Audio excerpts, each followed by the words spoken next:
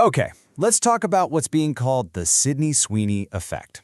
We're going to dive into how one of Hollywood's biggest rising stars navigated this absolute perfect storm of branding, success, and yeah, some serious backlash. And maybe more importantly, what it tells us about the new and honestly pretty weird rules of modern fame. So to really get a sense of her success, let's just start with one number, $40 million.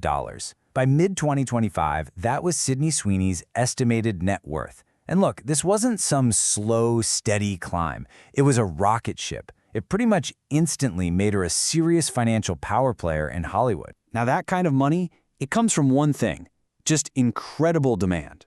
Right now, Sweeney is attached to a staggering 14 different movie and TV projects.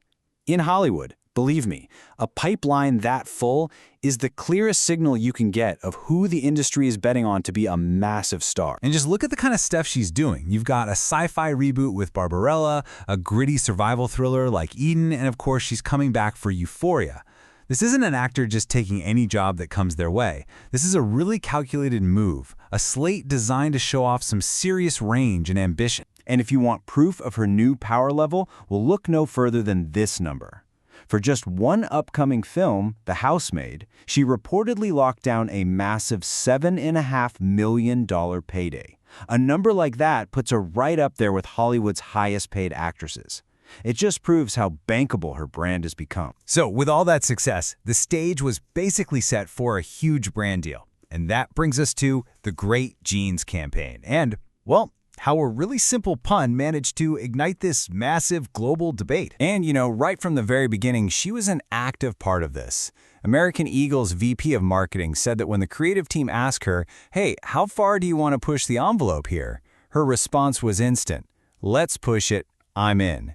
So she was a real driving force behind where this campaign was headed. So what was the big idea, anyway? Well, the whole campaign was built around a really simple pun. The fact that jeans and jeans sound exactly the same. And it was this little bit of wordplay that became the flashpoint for a huge, complicated worldwide debate. And that pun, Great Jeans, yeah, it didn't just land with a thud, it totally exploded. Let's break down how this whole controversy unraveled because it really happened in 3 distinct layers of public backlash. The first wave of criticism hit fast, and this viral post pretty much captures it perfectly. The argument was, focusing a campaign on the perfect genetics of a blonde, blue-eyed woman just felt off. To a lot of critics, it sounded uncomfortably close to the ugly language of eugenics and seemed to be promoting these really exclusionary standards of beauty. But then the story got way more complicated. Some internet sleuths over on Reddit found what looked like a redeeming factor, a hidden charity angle. Turns out the Sydney jean was supposed to raise money for a domestic violence charity.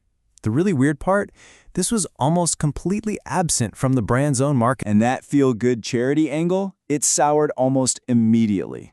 Other users started pointing to a Politico report that alleged the charity itself, Crisis Text Line, had actually sold anonymized user data to a for-profit AI company. That, understandably, raised some really serious privacy concerns. And then came layer 3, which really poured gasoline on the fire. Her political affiliation, which is public record, by the way, got surfaced and shared all over the place. For some of her critics, this discovery just made them question the authenticity of the whole campaign, and it dragged the ad right into the middle of the culture wars. So the end result of all this was just a perfect storm of polarized reactions. I mean, you had critics on one side accusing the campaign of promoting eugenics, while on the other, supporters were praising it for killing woke advertising. The whole thing just spiraled, and it ended up pulling in everyone from a White House official to a superstar like Doja Cat. So with this much heat, you'd think the brand would be in full-on damage control mode, right? Well, here's the crazy twist. What happened next was totally unexpected.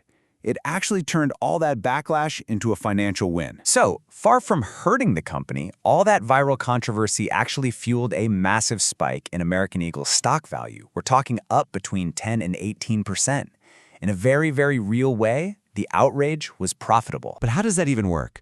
Well, according to analysis from Salon.com, this wasn't about strong sales or big-time investors loving the company's direction.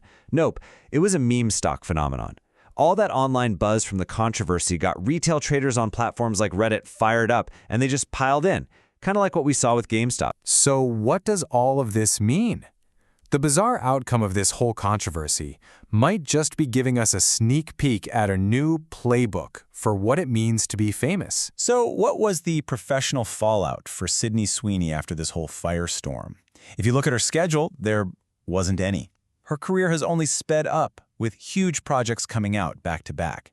The backlash had zero, and I mean zero, discernible negative impact on her momentum. And this leaves us with the central, really provocative question of this whole affair. In an economy where attention is the most valuable currency you can have, is all controversy good, bad, ugly, now just another asset for a celebrity's brand?